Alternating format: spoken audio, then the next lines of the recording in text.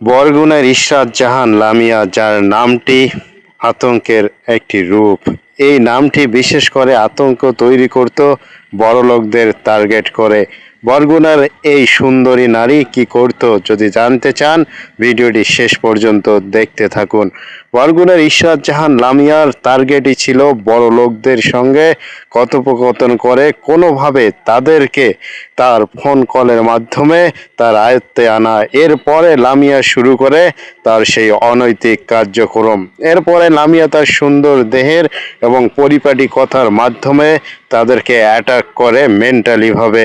দেন তাদের অফিসে কিংবা বাসায় নির্দিষ্ট কক্ষে গিয়ে তাদের সাথে একান্ত ঘনিষ্ঠ সময় কাটান এবং সেই ভিডিও তিনি গোপনে ধারণ করে রাখতেন। পরবর্তীতে লামিয়া সেই ভিডিও ধারণ করে একের পর এক ব্ল্যাকমেইল করতেন সেই বিত্তশালীদের। বরগুনার এই ইশরাত জাহান লামিয়া এভাবেই নিজেকে ধনাঢ্য পরিবারের থেকেও যেন অর্থশালী করে তুলেছিলেন নিজেকে। এরকম লামিয়ারা আজ দেশের জন্য কাল হয়ে দাঁড়িয়েছে। তাদের টার্গেট অর্থশালী, শিল্পপতি, মন্ত্রী, মিনিস্টার, চেয়ারম্যান, এমপি, এমনকি পুলিশ প্রশাসন সহ আরও বড় বড় ঊর্ধ্বতন কর্মকর্তা। লামিয়ার একটাই চাওয়া, কোনোভাবে যদি একজনকে পটাতে পারে তারপরে যেভাবেই হোক তাকে তার সেই সৌন্দর্যের মোহ দেখিয়ে তার বাসায় চলে যায়।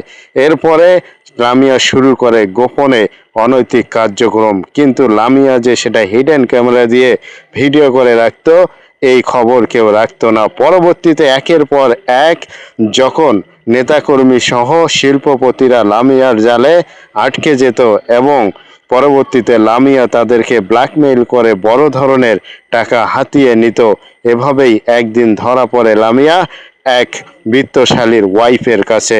তার ওয়াইফ তার স্বামীকে খুঁজে না পাওয়ায় তিনি খুঁজতে থাকেন এবং ডিবি সহ অন্যান্য প্রশাসনের কাছে সহযোগিতা নিয়ে জানতে পারেন বরগুনার ইশরাত জাহান লামিয়া তার স্বামীকে এভাবেই ব্ল্যাকমেইল করে তার বেড শেয়ার করে একের পর এক ভিডিও ধারণ করে তাকে আটকিয়ে রাখতো। প্রিয় অডিয়েন্স, ভিডিওটি ভালো লাগলে সাবস্ক্রাইব করবেন এবং লামিয়ার কি হওয়া উচিত